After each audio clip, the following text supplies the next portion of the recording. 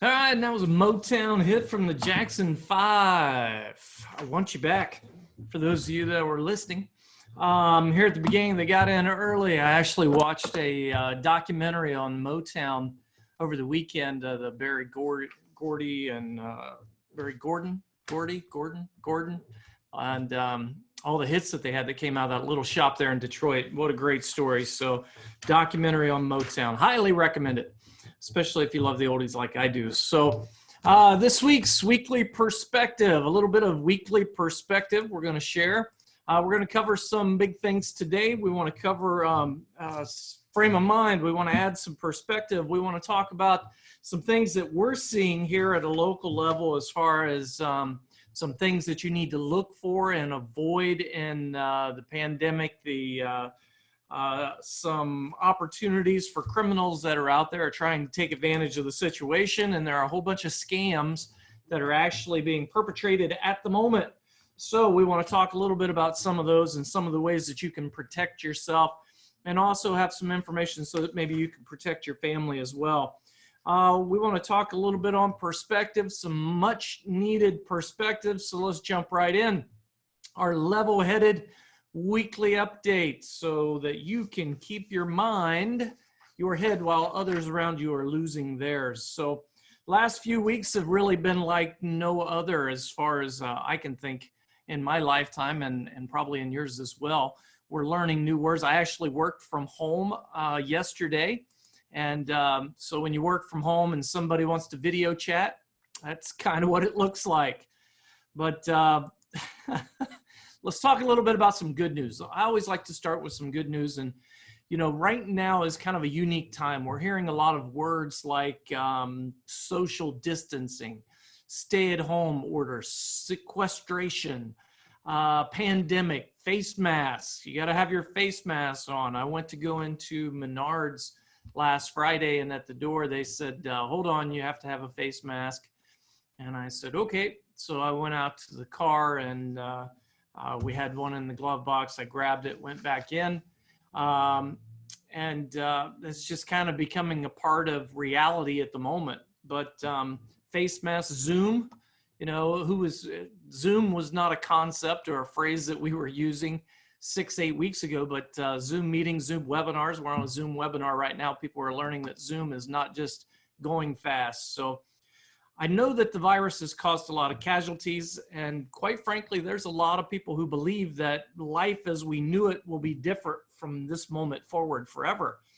However, I believe that not to be the case. I believe that our country is really kind of turning the corner right now, and there's a lot of good news that's out there and a lot of things that need to be shared. So what is some of the good news? Well, when I started reporting this number back on Monday, April 13th, the number of people that had recovered from the coronavirus was 435,184.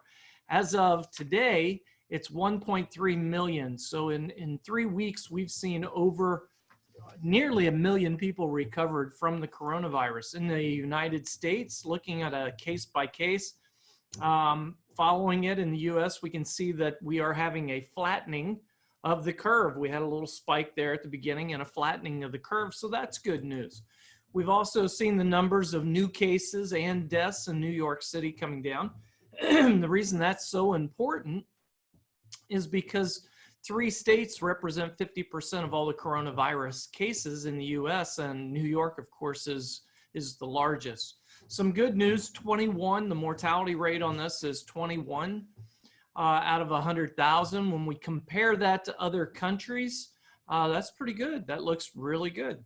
Although the world is full of suffering, it's also full of overcoming it. I shared this. We had a 101-year-old beating coronavirus, 104-year-old British Prime Minister Boris Johnson defeats it. Captain Tom Moore, 99, raised 28 million pounds for the NHS, National Health Society, by walking laps in his garden. So in crisis, facts is really where you got to hang your hat. And I believe that our country is turn the corner, like I said, but through ingenuity, hard work, determination, and quite frankly, God's providence, our country is going to find its way out the other side of this. And I think when we do get on the other side, we're going to be even stronger. I believe every tragedy should be put into perspective. Why? Because without perspective, we have panic. And the last thing we need is panic. We've got enough outlets trying to promote panic, to generate viewers and readers, and perspective is much needed and hard to find. So how's the U.S., 3 perspective questions to ask yourself. How's the U.S. doing with COVID-19 versus other countries? Is it getting better or worse? And how does this disease compare with others? So, you know, when we talk about other countries and how we're doing, we've looked at, should we be looking at the total number of catastrophes or the numbers as a percent of how many people are actually in the country? So if we look at the United States with 327.2 million people, much larger than any of the other countries that we're measuring here, and yet our mortality rate is second only to Canada. So these are some really encouraging facts. Sweden says controversial virus strategy providing effective. If you paid attention last week, Sweden is the country that said, we're not going to close down anything. We're just going to tell our citizens, practice social distancing and be smart. And if I go back and show you, Sweden is just above us. So take it for what it's worth. It's just giving you some facts. Coronavirus mortality in the United States versus the global population, we're at 5.8 versus 6.9. That means of the people who actually get it, 94% recover. All states and cities are not equally impacted. 50% of the deaths are in 3 states, New York, New Jersey, and Michigan. Michigan, the majority being in Detroit, Motor City, I was talking about. Motown. New York City is 72% of all of the deaths in New York. Statistics are probably very similar for Detroit. New York cases are going down. That's good news. Some other good news is another blow dealt to public face and scientific models. 1.5 to 2.2 million without mitigation was what was projected, and best case scenario, 100 to 240,000. So another estimate was 500,000. Quite frankly, we're nowhere close to that. Confirmed COVID-19 death rates are not being reported accurately. So for the United States, the CDC is counting both confirmed and probable deaths. So what does that mean? So in New York, as an example, the confirmed deaths was 11,708 when this was done. This was updated April 27th. Probable deaths were 5,228. So these are people that did not test positive for COVID-19, but might have had symptoms. So keep in mind that the symptoms also are very resemblant of lower respiratory diseases, influenza and the flu. So New York City adds thousands of people who never tested positive. Times did the math. It said new figures increased the total death tally in the United States by 17% in a day. So by using those, maybe they died or probably died, it increased it quite a bit. They also did the antibody study. I shared this with you last week, found that 2.7 million in New York may have already been infected. If that's the case, then the mortality rate actually isn't 6%, it's 0.5%, which means another interesting thing to keep note of is 9 out of 10 that have died from COVID-19 have had underlying health conditions. So hypertension, obesity, lung disease, diabetes. So if you have one or more of these conditions, you really have to continue to be cautious, because this really could be a life-ending disease for someone that has those underlying conditions. So keep in mind, you want to keep your immune system strong with a good diet, exercise, sleep, and have some fun. For the love of Pete, have some fun. Think about this. When we're depressed, our immune system goes down. So watching the daily death toll or watching the news is things that are not in our control. And when you focus on the things you have no control over, it leaves you feeling powerless, quite frankly, hopeless, depressed. And these are the things that help to lower your immune system and your resistance. So I've had some conversations with folks and talked about this extensively, and that you have to focus on the things that you can control and not on the things that you can't. So I was reading an article, and during the article, there was a pop-up. I don't know if you've ever had these pop-up quizzes or something that pop up, but I was reading an article, a pop-up quiz popped up, and it asked 5 questions. And I flunked this pop-up quiz miserably, but I'm going to use this to prove a point or to emphasize a point. So I'm going to ask you these questions. So number 1 is name the 5 wealthiest people in the world. Number 2, name the last 5 Super Bowl champions. Number 3, name 10 people who have won the Nobel Peace Prize or the Pulitzer Prize. Number 4, name the last 5 World Series winners. Number 5, name the last half dozen Academy Award winners or Best Actor or Best Actress. Should I give you a minute to answer, or should I keep going? I'm going to keep going. If the point is, if you're like me, you didn't fare very well on that test. So the point is that none of us really remember the headlines from 5 years ago, let alone 10 years ago, or some cases a month ago, some cases even yesterday.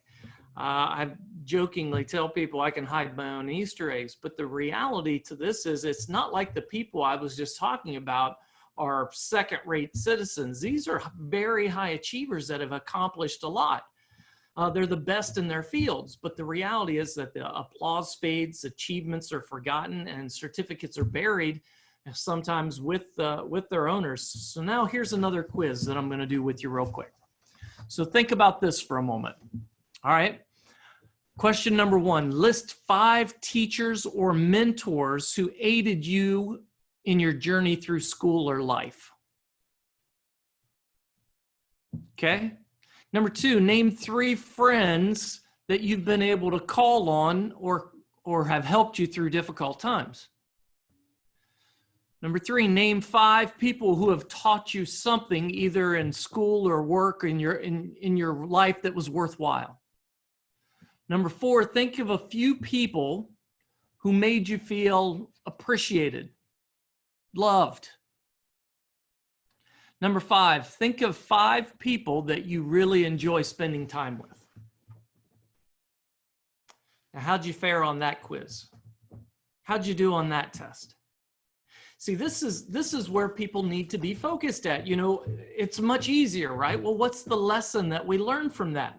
The people who make the biggest difference in our lives are the ones who care the most.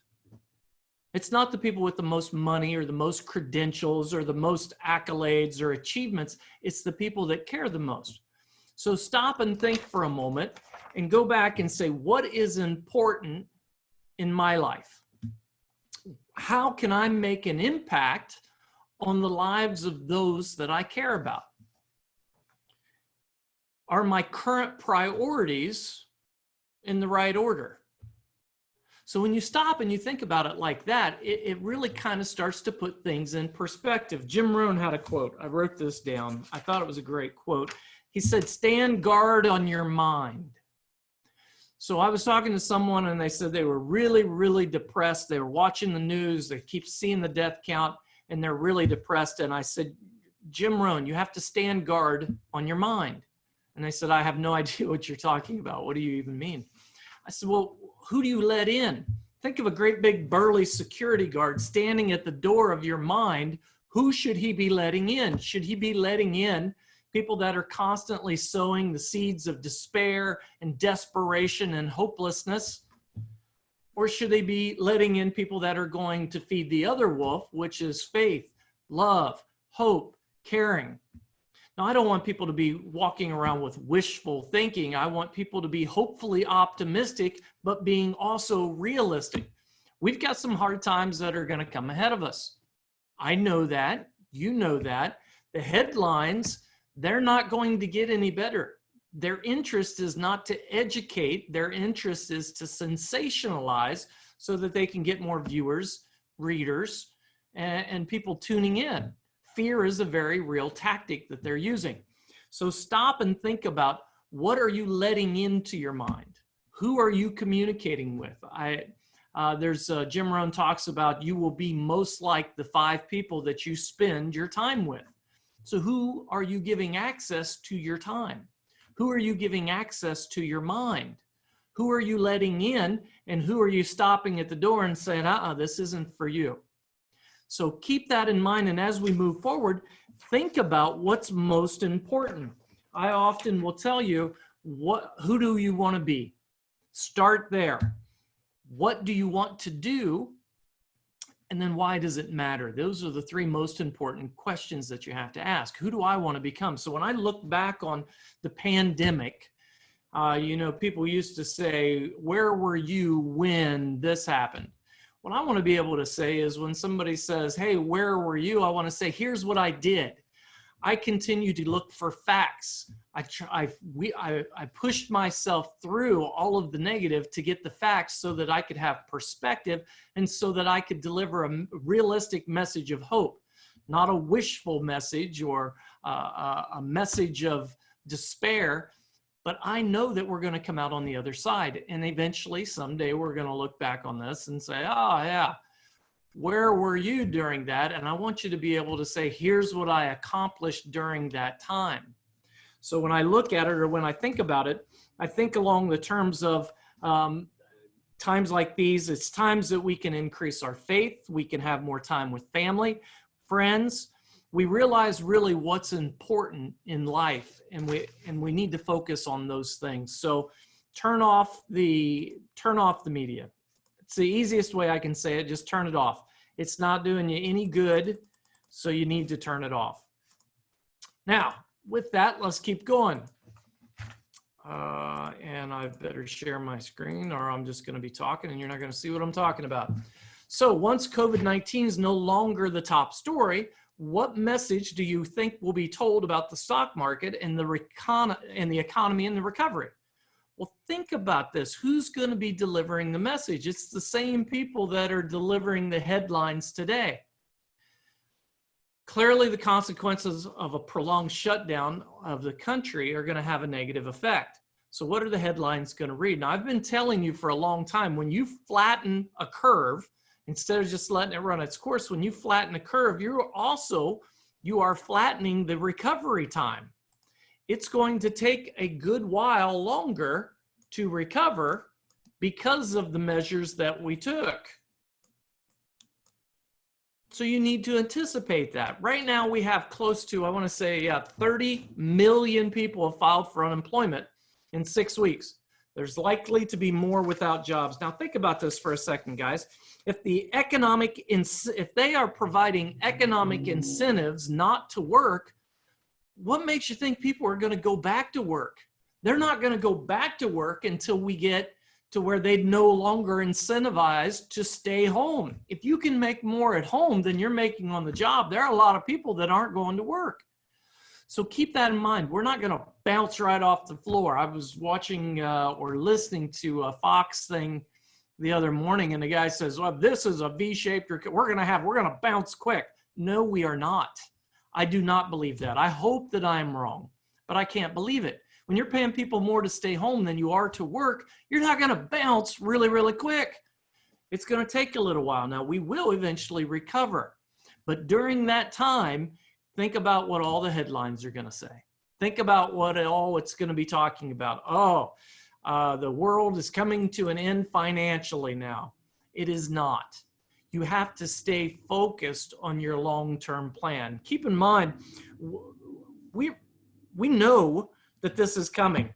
As we move out of this pandemic piece, we're going to move into an economic piece, and we're well aware. We're currently studying what's going on and what's going to be happening, and we have our finger on the pulse. I've got research that's being given to me, and I'm reading it every day. I'm on top of this for you. The reality is that we're here like we've always been to guide you through the murky waters that lie ahead. So don't panic. What is my dad always used to say when I was younger? The main thing is, son, don't panic. You can't accomplish anything when you panic. So stay calm, stay relaxed. We know it's coming. And this is a bump in the road. So some things have changed. New, I love this. I got to share it again. What things have changed? Well, new skills are being acquired during the pandemic. Jake from State Farm's no longer wearing a khakis and a polo shirt. Before the quarantine, after the quarantine. And if you're wondering why you're not losing weight, stop eating the cupcakes. Some things, however, never change. And that's what I want to focus on for a moment with you. We understand that life doesn't stop during the coronavirus or the pandemic. And while many things change, think about it, Zoom meetings. We're doing Zoom meetings, phone reviews. We're opening accounts online. We're doing account stuff online. We've got e-signatures and DocuSign and all these things that are going on. But then there are things that will never change. Some of the things that never change is we're going to continue to give you the best service and advice that we possibly can so that we can provide you with wealth with clarity so that you can have an abundant retirement, so that you can spend time with your family, so that you can learn new things, so that you can have other chapters. So there's Cooper studying, Danica working on the piano. We're now over a week in the piano. We are mucking our way along, which happens. We're trying to get outside and do as much work as we can, some artwork, but the main thing is we're maintaining an attitude of gratitude. And one of the things that we're most grateful for is the fact that we're able to serve you and that we're able to help you and provide you with some perspective and some perspective on what's going on. So with that, I want to say happy Mother's Day to everyone. We thank all of you for being clients, but I am not done. We're going to get into some scams and things that are going on right now in our world. So I want to talk about that, but I really want to emphasize how much we appreciate you tuning into these and listening each week. And for those of you that are on and have been on consistently, you're going to get to a point to where you're going to be like, oh, okay, we're done, it's over. But other people are not. They're going to be fading because we've been giving you perspective all along. Most of the population is not getting this perspective. Your friends aren't getting this perspective. Instead, your friends are getting all the negative. So at some point, you're going to come out of this quicker probably than your friends will. But that's one of the curves that we have to get through. So we've got the pandemic curve is curve number one. Curve number two is the feeling secure. So in Georgia, I've got some friends and business owners in Georgia, and they were saying, our state opened up, but nobody's going out. The restaurants are open, but nobody's going.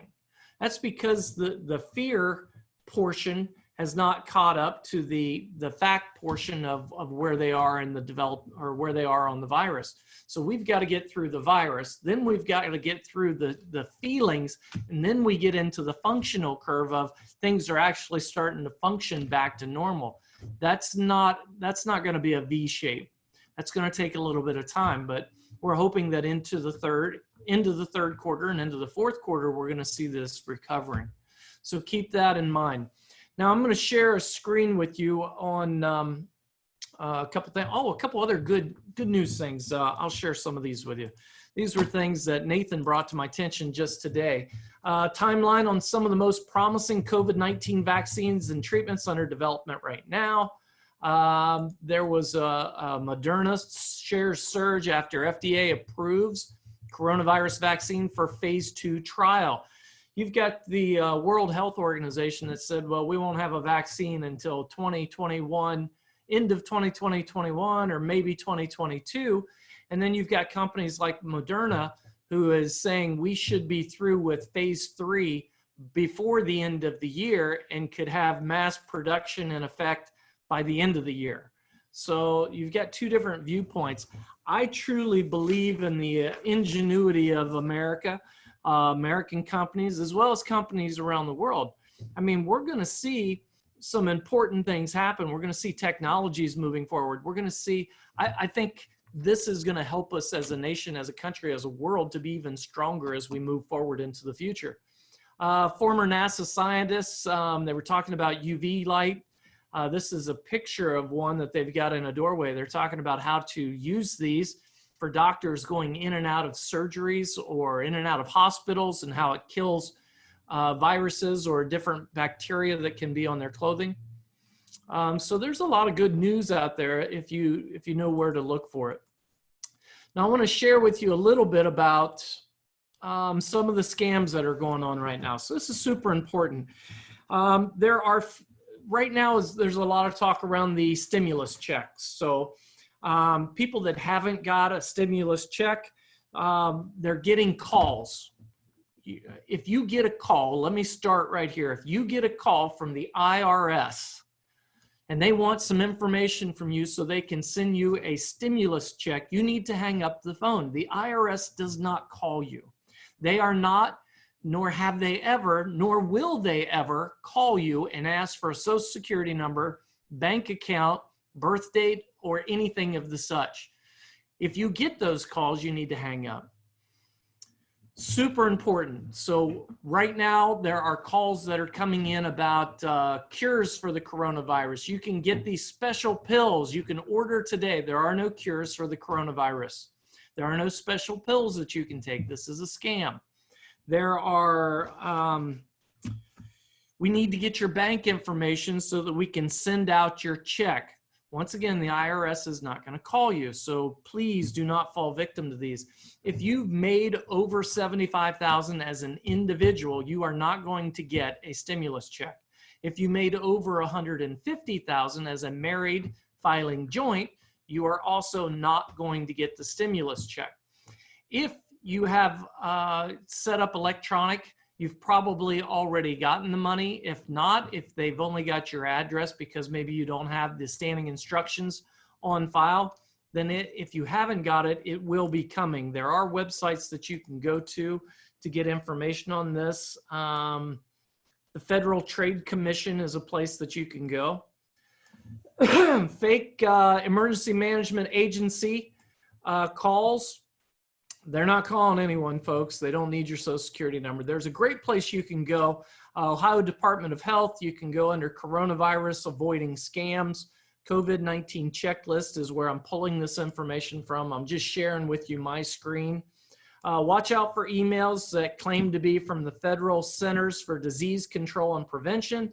The CDC is not emailing you. Ignore advertisements promoting vaccines or prescriptions.